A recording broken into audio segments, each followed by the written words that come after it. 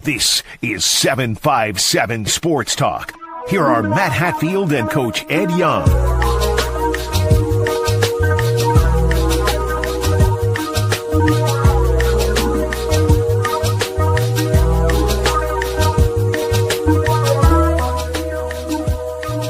But your team's on a 4-game winning streak. I thought it was 3, but it's actually 4. So congratulations to you, sir. You got a winning record, and you are in a better mood than you usually are. Yeah, we got number 6 on this season last night, third of the week. It's been a week, 3 games, practices.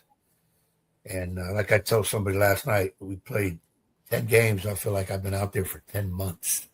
So you beat this week, you beat Gloucester on the road, you beat York at home, and or was that on the road? York was on the road, and you beat Jamestown at home, right? Yeah, 2 on the road, 1 at home. Home sandwiched in between 2 roadies from a Monday, Wednesday, Friday. NBA schedule, 3 games in 5 days. By the way, at York, I meant to ask you, did you catch up with Doug Pereira, who announced he's retiring? Yeah, I was going to fuss him out face-to-face because we got to have the smoke, the blue smoke, but he was nowhere to be seen. We're going to have to get him on and.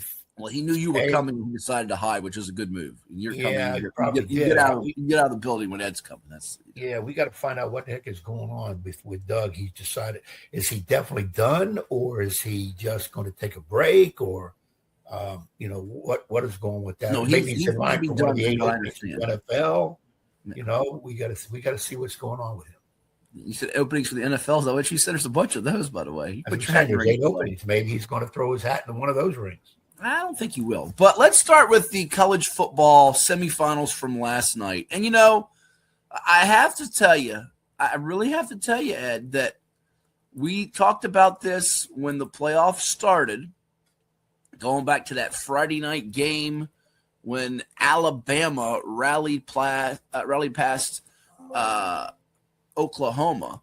And that is that Curt Cignetti is just incredible. I'm going to show you 2 things on the screen here. The first thing is this graphic that was put out there by Yahoo Sports. Look at this here. 55 number of 4 and 5 stars on the roster for Oregon and Dan Lanning, 8 for Curt Cignetti's Indiana Hoosiers. Just 8. 8. And Indiana thumped them. I mean, thumped them on Friday night. Wasn't even competitive. They got a pick 6 right off the shoot, bang, and away they were rolling. 56-22 over the Ducks.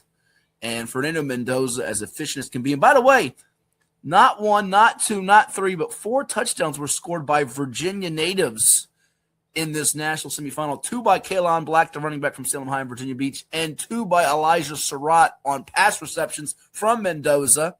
He leads the team with 15 touchdown catches. He out of Stafford, Virginia, and Colonial Forge High School. So how about that? Indiana's just been crushing people. And like we've been saying, we had David Glenn on the show. You remember David Glenn came on? Yes. Started the playoff. And I threw it to David about Curt Cignetti being the smartest guy in the room and how he's done this. Curt Cignetti is a guy that y'all got to know a little bit better during his time at James Madison. We got to know better. He was the head coach at Elon University here in North Carolina. That guy has put together, no matter how this season ends, one of the greatest 2-year starting stretches in the history of college football. And I don't think that's an exaggeration. The long story short is that if you looked at 100-plus years of Indiana football, a school, of course, far more well-known for Bob Knight and men's basketball national championships, maybe the 2 best seasons in the history of the school are last year and this year under a brand-new coach. That is just – Indiana rarely posts a winning record in conference play in the Big Ten. And I mean going back to before all of us were born. And yet here he is, college football playoff 2 years in a row, number 1 seed this time, Big Ten champions for, I think, the second time in Indiana football history.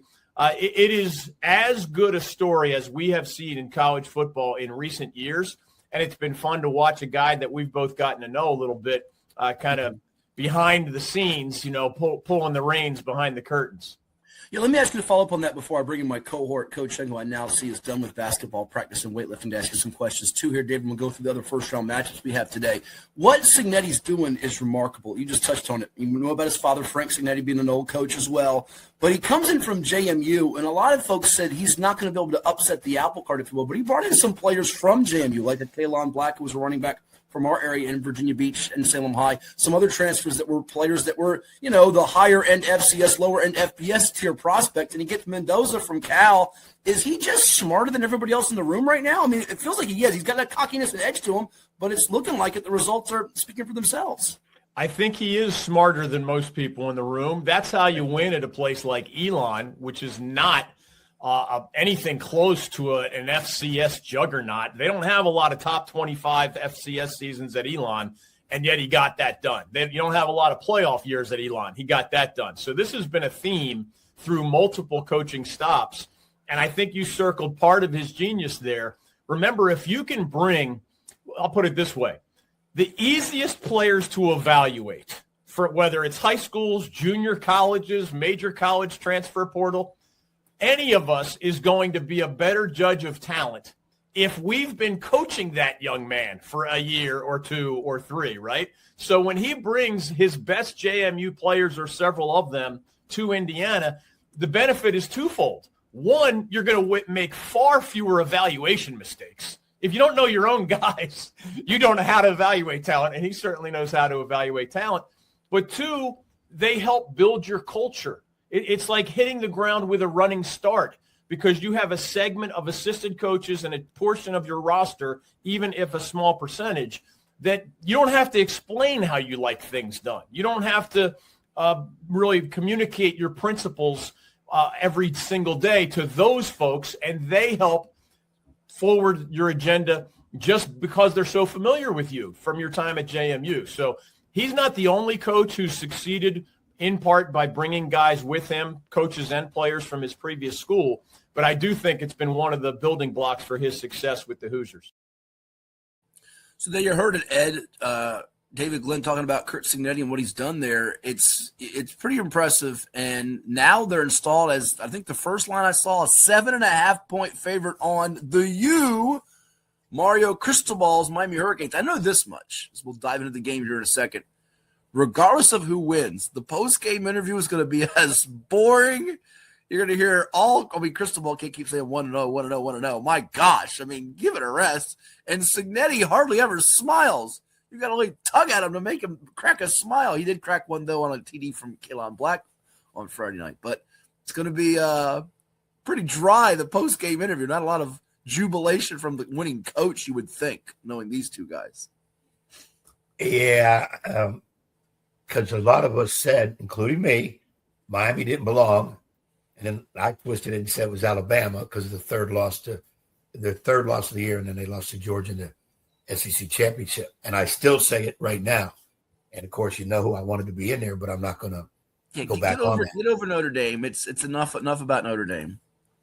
They're not playing. Now, the thing about Indiana and Cignetti, as somebody once said, let me learn y'all something about in coaching. Learn us. Everybody's going berserk about this. And the magic, smartest guy in the room stuff. He is. He's not. What he's not? Who's smarter than him in the room? Let me hear it. Who? No. It's very simple. He did a great job of JMU in formulating that program with who he brought in because of basically all he could get. Now he gets the Indiana job, which is almost Death Valley in football. And he brings those guys in. They have bought into his system. He has a knack of getting them to play together at a high level, which is the number one thing in coaching of any sport, to get your kids to play together at a high level, buying into what the system you're putting in.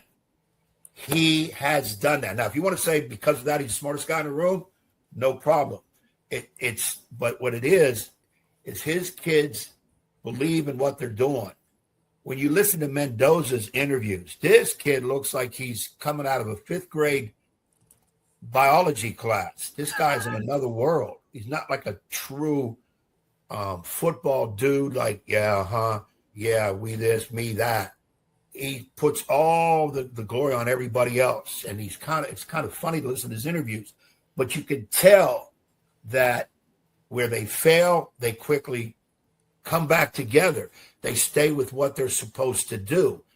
And, most coaches will tell their team, if you do what I'm putting out here for you and believe in it and keep working, it'll work.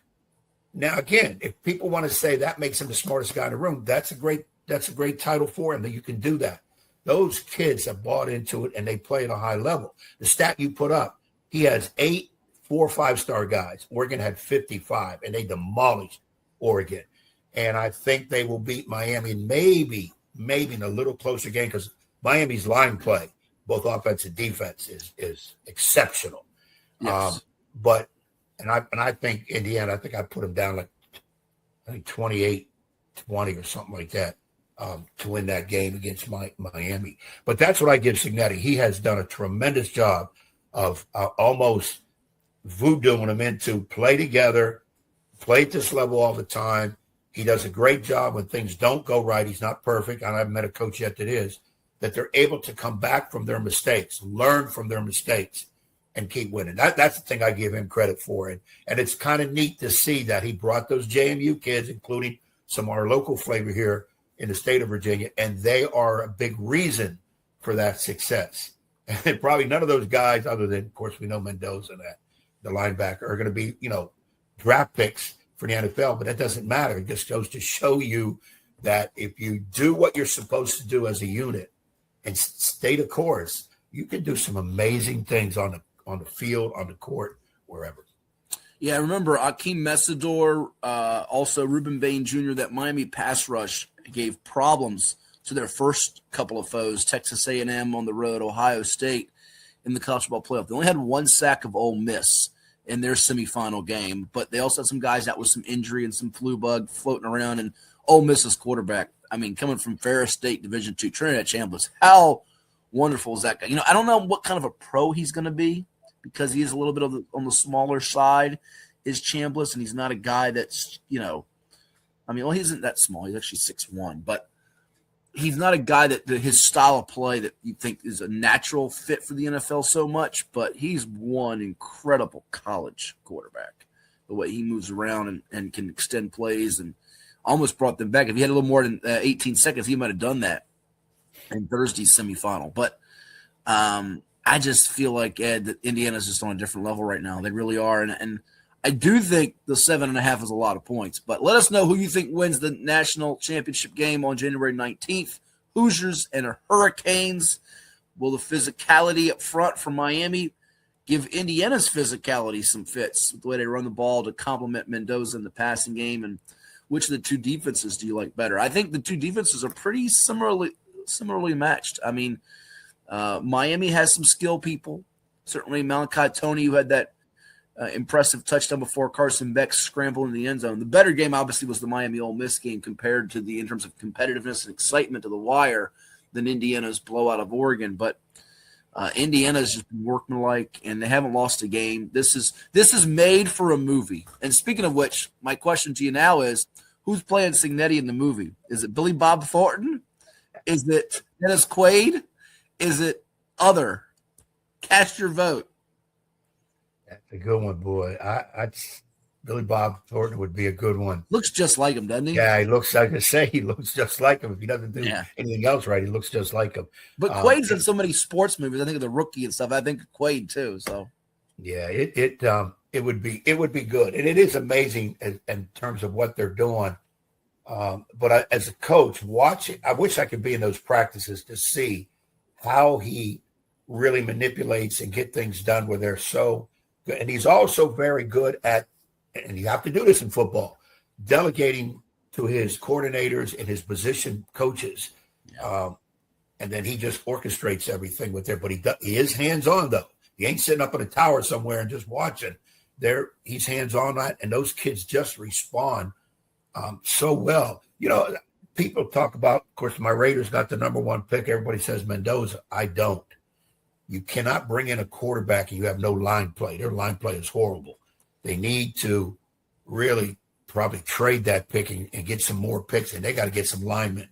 And I think Mendoza's tremendous character guy, just tremendous.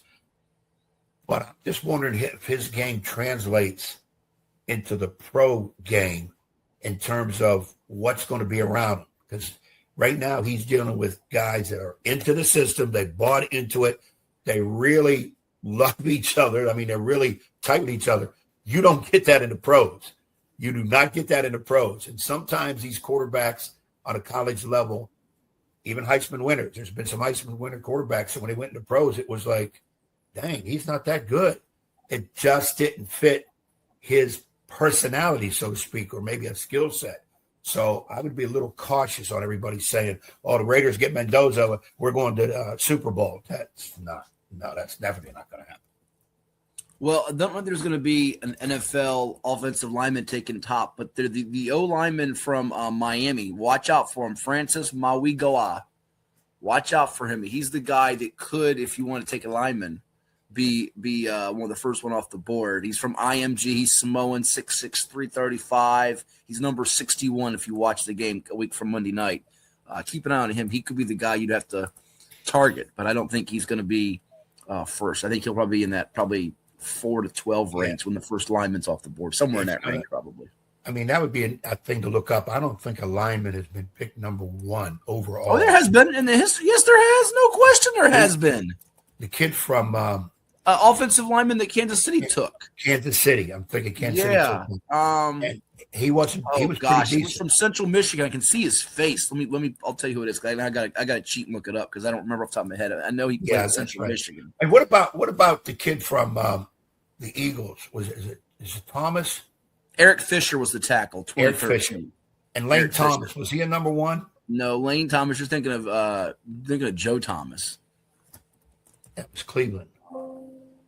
He was. We got to look up the front line. No, your last offensive lineman chosen first overall was Eric Fisher, 2013 by the Chiefs out of Central Michigan, 2-time Pro Bowler, Super Bowl champ. Jake Long is who you're thinking of, Michigan, Miami Dolphins in 2008.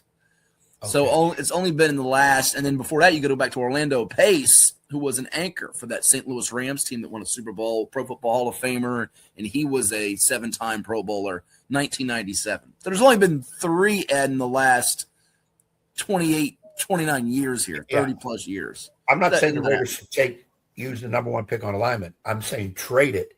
You want to trade down and get one. And build up with some linemen, right? Yeah. That's how I'd look at it. I hate to burst your bubble, but I don't think that's going to happen. No, the Raiders will find a way to screw it up. They'll probably draft Jamarcus Russell again. No, they can't do that. No Jamarcus Russell.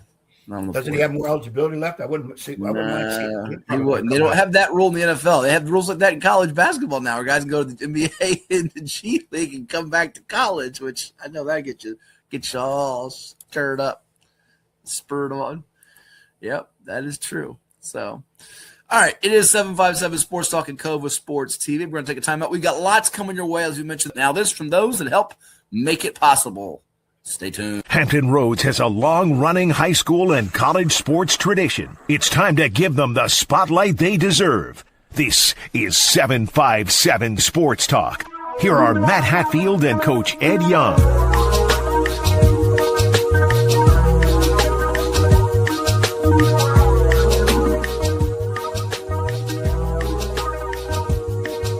And we're back with all of you on 757 Sports Talk, powered by Cova Sports TV. Like, share, and subscribe. And Ed, the NFL playoffs going into high gear with round 2 coming up, the divisional round, an exciting round of wild card games. In fact, each of the first 4 games saw the team trailing at the 2-minute warning win the ball games, beginning with the Rams 34-31 thrilling comeback against the Carolina Panthers. What an effort, by the way, for Carolina, which, by the way, features a Virginia native on its roster that played a prominent role. We called his state basketball semifinal game a couple years ago for Potomac Falls. Actually, it was not a couple years ago. It was about 5 or 6 years ago. Jalen Coker, who led them in receiving with 9 grabs for 134 yards and a score. Bryce Young, his quarterback, but Coker, Young, and the Panthers fall just short as Matthew Stafford finds Mr. Parkinson for a 19-yard score with 38 seconds to go. Then you fast forward to Saturday night's game, What a thriller. Bears over Packers 31-27. I think Matt LaFleur's days are numbered as the coach of the Green Bay Packers. In fact, we'll break the news right now. They have hired me as the new coach of the Packers. I've accepted the job, so I will take it.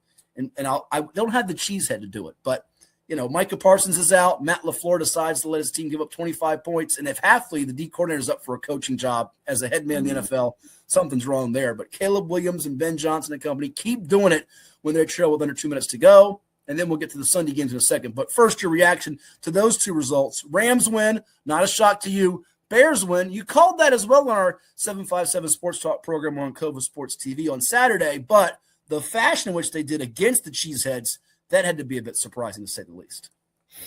Well, however you want to do it, do it. That's the key thing. At least it got done.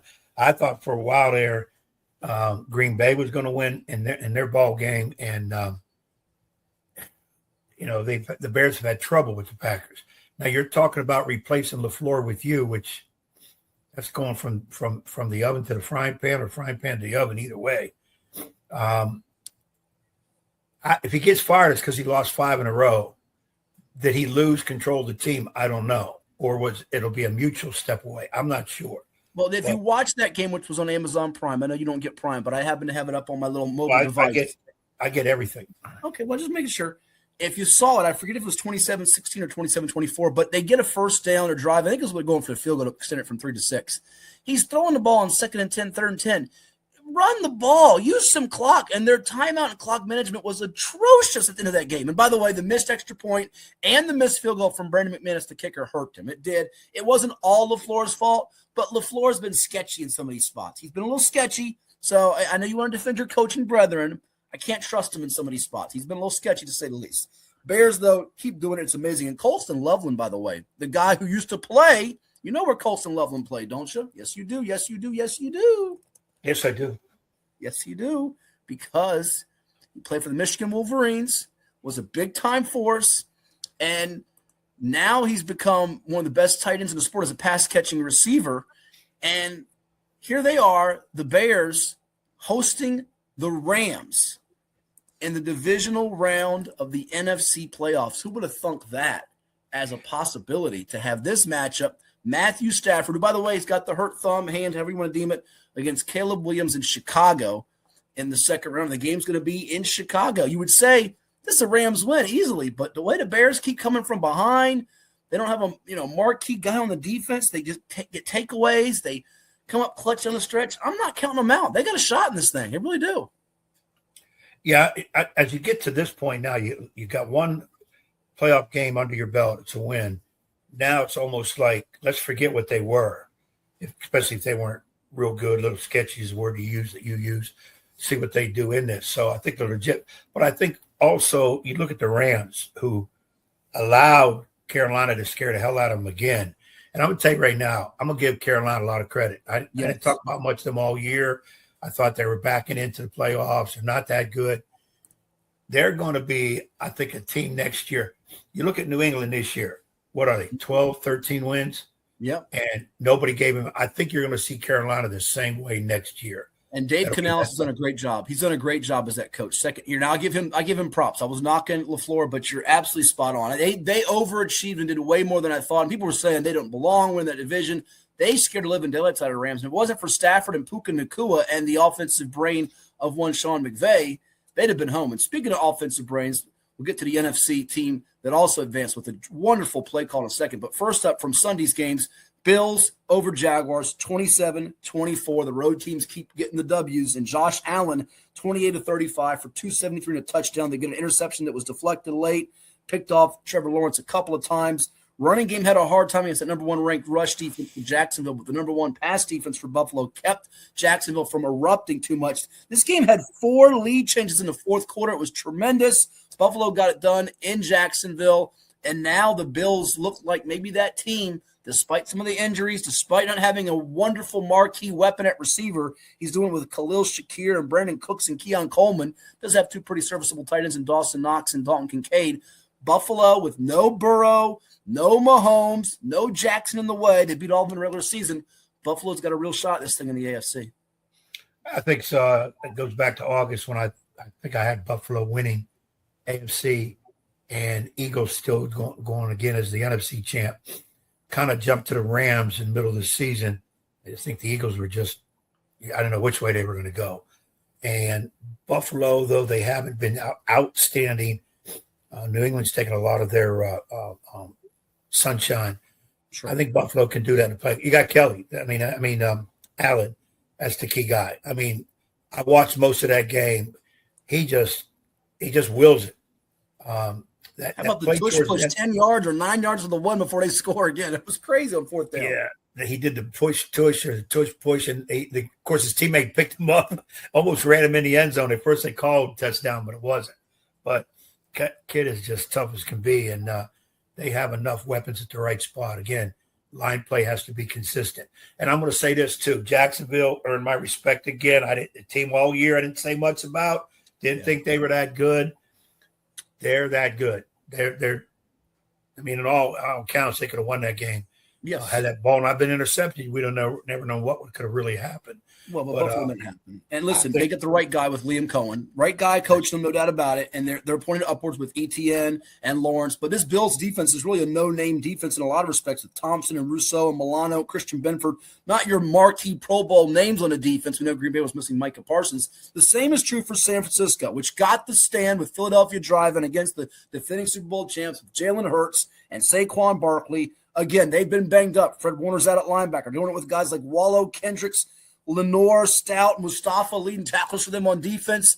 Robert Saleh running that defense, the former Jets head coach, and Brock Purdy shaking off a couple of picks. But really, the guy who's as valuable as anybody in the sport when healthy is Christian McCaffrey, Ed. 48 yards rushing, 66 receiving, and 2 touchdown receptions. And how about the one on the razzle-dazzle, Jennings to McCaffrey, the reverse play? I mean, Kyle Shanahan dialed it up brilliantly. You know, he won't probably get coach of the year. It's going to probably go to Mike Vrabel or Liam Cohen or Ben Johnson. But San Francisco, with all the guys banged up, even their left tackle who played in Trent Williams, you marvel at it to win on the road in Philly, the defending Super Bowl champs. They're done. San Fran moves on to see Seattle. Yeah, I watched this game too. I had picked Philly, thought Philly would win it. And they, again, sputtered here and there, but I give credit to San Francisco. The only problem now is the tight end, Kittle, because that looks like possible rupture Achilles or serious Achilles. If they don't have him, that's the guy they need. That can hurt them. They do have the fullback who's a throwback in Kyle Juszczyk. So there you have it. We've got more coming your way at 757 Sports Talk. We'll play a little bit of buy or sell when we come back here. And you're watching with us on Cova Sports TV. Like, share, and always subscribe. And now back to Matthew Hatfield and the evil basketball coach. Blast you, Ed Young!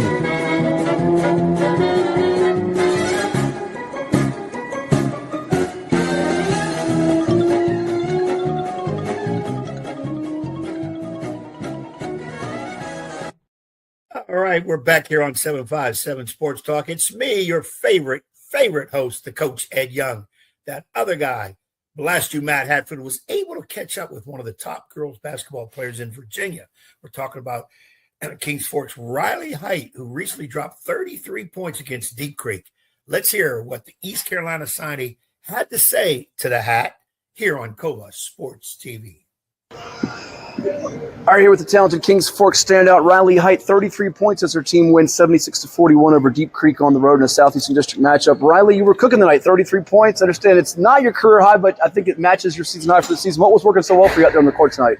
Just go. Don't worry about anything. Just play. Be free. Sure. We've watched you since freshman year come up with this Kings Fork program and get better and better. What's different about your game now from when you first started at the high school level in your eyes? It's a different role. I had to play a different role as a freshman. I had a lot more around me, but now as a leader, being a captain, got to orchestrate more, get everybody together, and, just go out and play. Certainly Kings Fork's got a history of competing for championships, and you've been in the state tournament before. We know how good Princess Anne and Menchville are, teams that you can see again down the road. But what's the strength of this basketball team right now in your eyes? We have a lot of power, a lot of star power. I think we have great mismatches that a lot of people will struggle to guard, and I think that's going to get us far. Sure. Now, you've made a commitment. You're going to play your college basketball at East Carolina University. Tell us what distinguished them among the other schools that were recruiting you. I think they was just it felt good. It felt like a home. You know, they recruited me hard. It felt good. You know, they feel like a family over there. Yeah, and it's so different now in college basketball where a lot of schools are recruiting not as many high school players, the portal. What was it that East Carolina liked most about your game? How hard I play.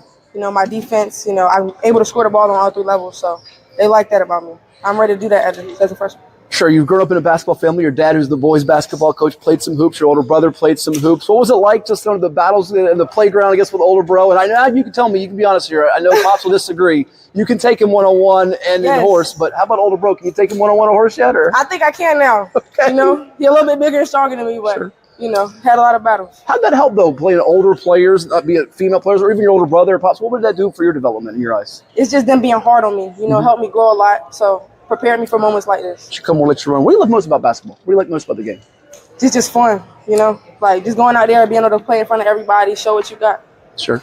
And I know you have big goals for the rest of the season, individually and then team-wise. What are the things you're trying to accomplish before you head off to ECU in Greenville? I just want to be prepared going into college as an individual. And I want to win a ring as a team, you know what I'm saying? So, yeah. She's a competitor, a bucket getter, and a winner. Rylie Hite of Kingsford High School. Thank you so much. All the best. Thank you.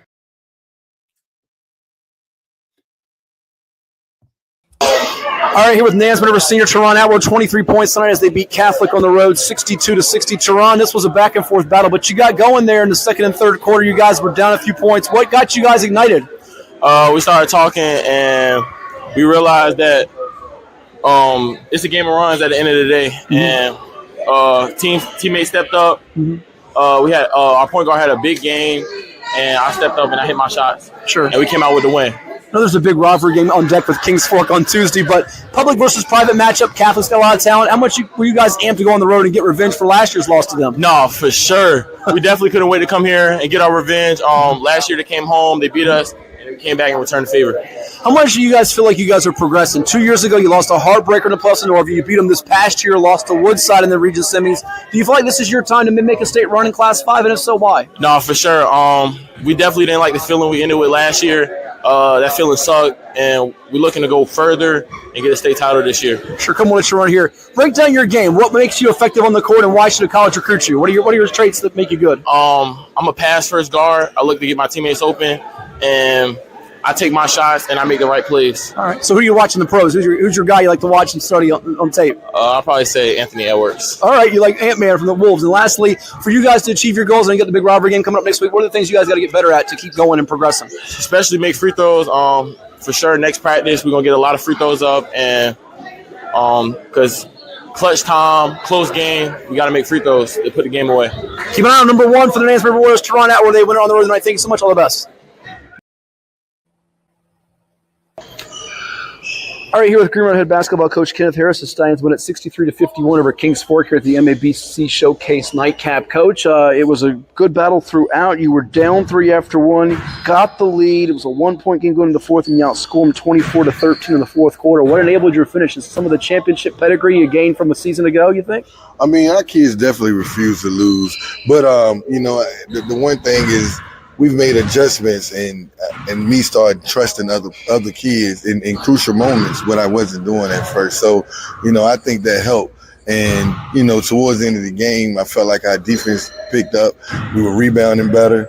And, Kings Fork going to come with it. And we wanted to wear them down. And I felt like we were wearing them down and making them work to get a basket. And one of those adjustments going back to the lab was after your loss to Lansdale, you insert Xavier Cleveland's little brother, although he's not really little, Quavon Cleveland in your lineup. He has 8 blocks against Bayside. Tonight he changes some shots, early gets a couple key blocks. What's that done for your rotation and your group in general? Man, first of all, the kids love Quay, and I think he's brought excitement. They cheer him on, and like you say, he's a presence in the inside, and we were missing that. He's rebounding the ball. I tell him, man, go hard for 2 or 3 minutes, and we'll give it. And then I come in with the other big and Jalen. So, we've decided to play big right now, and I think it's gonna. I'm hoping it works, and I hope we keep going. But if we got to go small, we'll do it too. But like I said, I'm trusting guys now. Yeah, you bring in the Jalen Johnson Terminal for you in the pin as well. What's it done for Xavier Cleveland? We know him as a football standout, going to Virginia Tech. He has 19 points tonight, MVP honors. What's it done for his game? People can't just focus on him exclusively in the paint? Oh, and it helps a lot with Xavier and Elijah and Dejour. It helps a lot with playing those bigs because now you got to focus on. You can't just box Xavier out. You got to box 2 or 3 of them out, and it also gets shots for Jews too. So I think with the inside presence, it does help everybody. You bring up Burrell Williams and Elijah Ellison, Jules Hyman's for your guys that were on your state championship team a year ago. How about your guards? People know about you graduating Cash Jackson and David Trey Miller, a couple All-State guys. But down the stretch in this game, Malik Gooden for you made some key plays, as did Kevin Whaley Jr., KJ for you, son of a former football standout in the area as well. Those two guys have been through the wars, and it showed tonight. So, it's a work in progress, man. These kids, their roles changed. When we were before the season, we told them, without Cassidy and without David Miller, with Trey, man, we need to find leaders. And now before the games, I tell KJ and Malik, y'all got to do more talking. Y'all got to be leaders out here, whether you playing good or bad. So that's one thing that's happening. We still learning and we still trying to figure it out. Sure, last two. Beating this Kings Fork team tonight, what were the keys for you going in? They obviously have a talented group, but it felt like you did a lot of things you probably have on the checklist as far as trying to keep them minimized from having the big run, if you will. Yeah, limit their threes, man. They shoot the ball well. They get in the paint well. Melvin gets in the paint well. And be physical. That was our goal, to be physical with them today. Lastly, in Class 5 Region A, it remains to be seen if you get the number one seed, but you are coming off a state championship run. You've won region championships here. You have a target on your back, being Green Run now with man. that. Do you embrace that, enjoy that, and how do you go at it this year with this group? Maybe not expectations for some, but Green Run does have an expectation to compete for a championship. We definitely have a target on my back. I've noticed that every game we play in, I enjoy it. That's what we coach for. When I come out, and even when we play Lansdowne and I see the crowd, and playing against Dane, I embrace those moments, man, because they don't last forever. So for me to be coaching in situations like this, and doing it, man, I just enjoy the moment for real.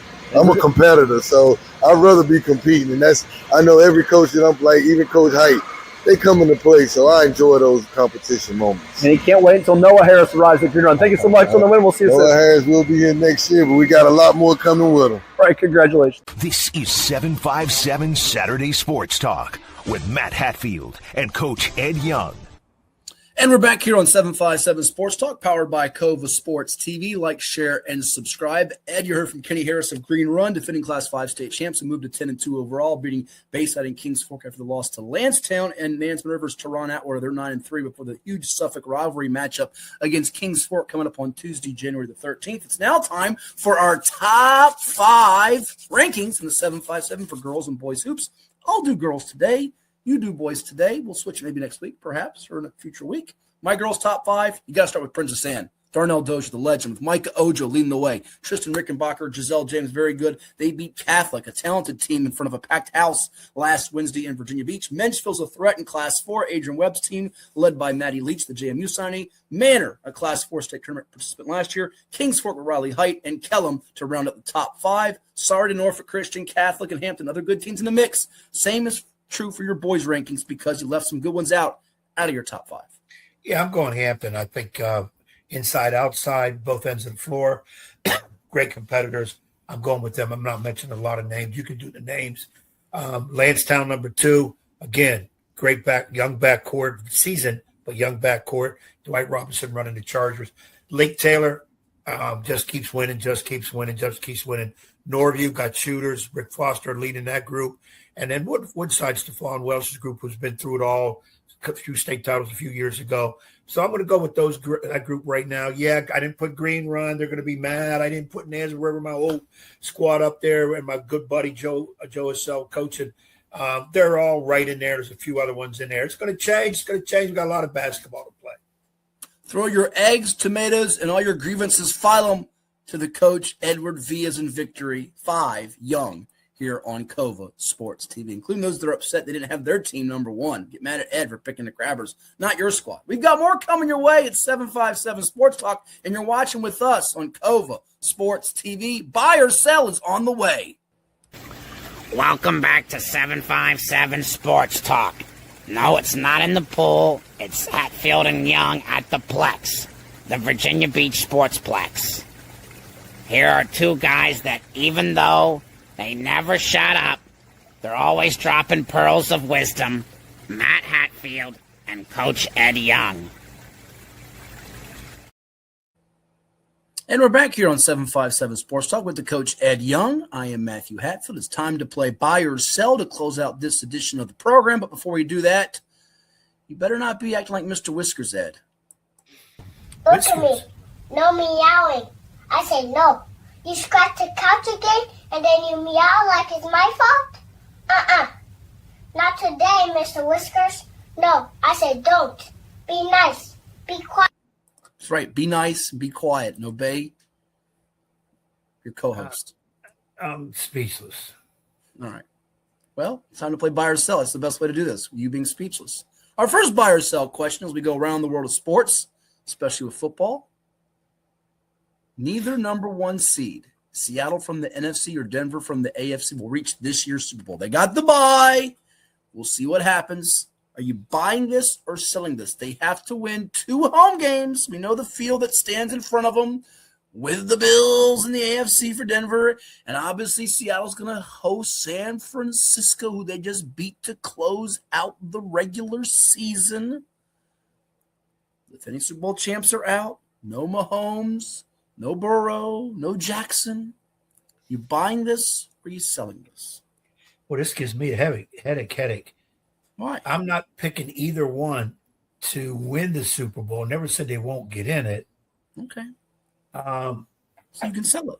I don't know, though. Well, that's why this is a question. If you knew the answer to the question, we wouldn't ask the question. That's how No. this game works. What is wrong with you? Do I have to bring back Mr. Whiskers? No, Whisker. That cat would smack that little baby upside his head and mess his hair up more than what it is. That kid needs a haircut. I'm going to sell it. I don't think either one will. Okay. Wait. You're going to sell it. I'm sorry. It says neither. I'll buy it. You'll buy it, yes. Boy, you're giving me a headache, confusing the crap out of me. I'm buying it too. I don't think either one of them gets there. I like their defenses, but their quarterbacks are just, Bo Nix is young, and Sam Darnold isn't always reliable. The weaponry at receiver and the backs are okay, and the offensive lines are just solid. They're not spectacular. They're not, the best units in football. I think they're both well coached, but I'm gonna buy this as well. I think neither one gets there. Stay in the football realm. The Super Bowl will be won by a team that did not win its division. And just to refresh your memory banks, I know you're all cloudy up there sometimes. Here are your division winners. It's on the screen. Show them up there here. Philadelphia, out of there.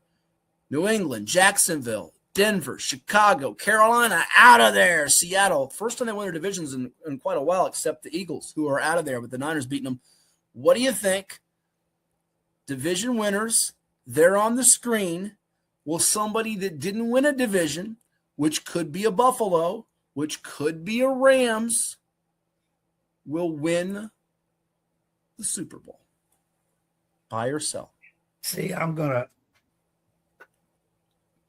buy it because I'm thinking either the Rams or Buffalo's going to win. Okay. And neither was a division champion. I'm going to sell this because I have enough teams to pick from that in this particular case, and I know a couple of them have already popped, their balloons have been popped, but I have teams still in the mix.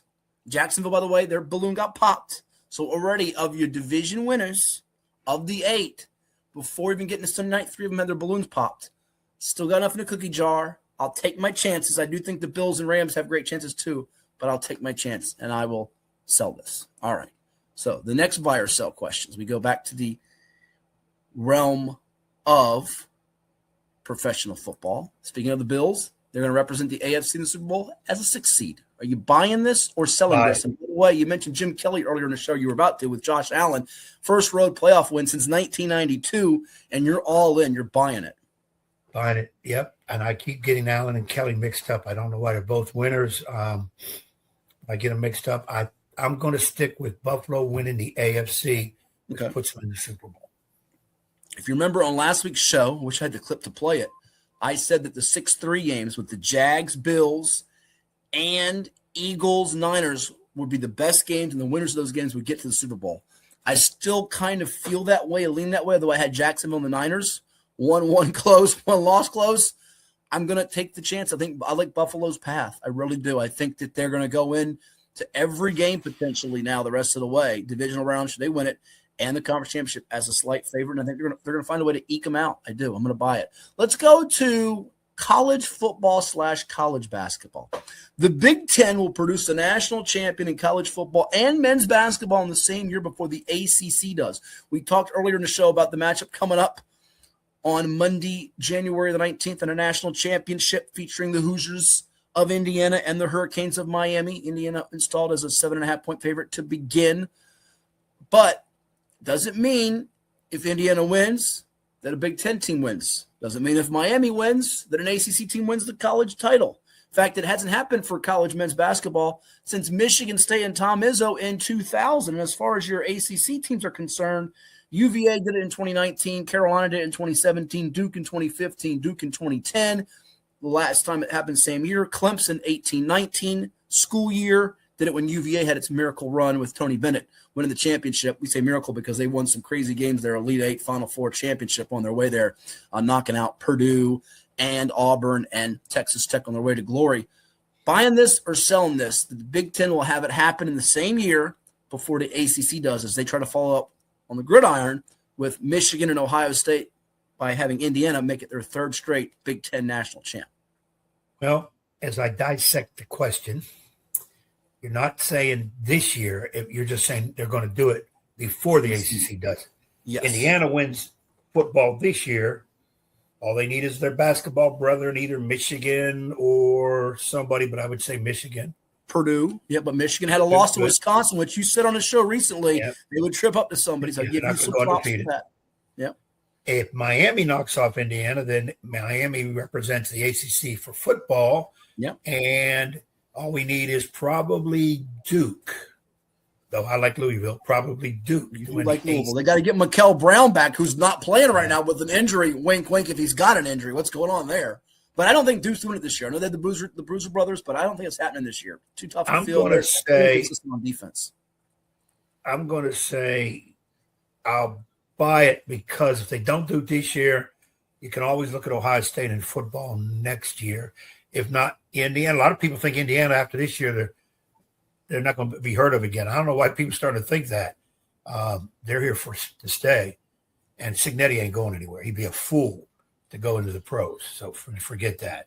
But I'll buy this. Okay. You're taking way too much time to dissect this question. This is very simple, cut and dry. The ACC is not winning a football championship anytime soon. I know Miami's their best chance, and if they do, they're not doing it in men's basketball this year. I don't see Clemson getting back. Those days of Dabo dominating are over. Clemson's your best shot if it's not Miami. So I'm selling this because eventually, if Michigan doesn't do it for basketball this year, somebody's going to do it and break the ice at some point.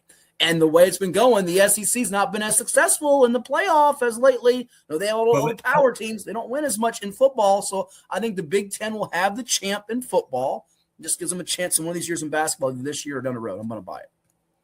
Okay. Yeah, I think you're going to buy it. Speaking of SEC, Vanderbilt, they're the only school in the country with the men's and women's programs both undefeated, will reach the Sweet 16 in men's and women's hoops in 2026. Vanderbilt men under Mark Byington, former JMU coach, 16-0. They play at Texas this week. Vandy women, fresh off a 40-point spanking of Texas A&M, and they beat LSU last weekend, 17-0 as they get ready to go to Starkville to take on Mississippi State. Will they both get to the Sweet 16? You buying this or selling this? You're taking a lot of time again here. We go off the air at some point tonight. Selling it. You're selling it. Okay. Somebody's not getting to the Sweet 16 of one of those two. Listen, this Vanderbilt team's got inside, outside. Tyler Nickel from East Rockingham High School in Virginia, former UNC, Tar Heel, former Hokie, shooting it from distance. Michaela Blakes for women's. These two teams are legit. Too legit to quit. I'm all in. I'm all buying it. By the way, it's so interesting that JMU former coaches and Byington for Vandy men and Signetti for Indiana football are so successful. Tells you what JMU's doing there.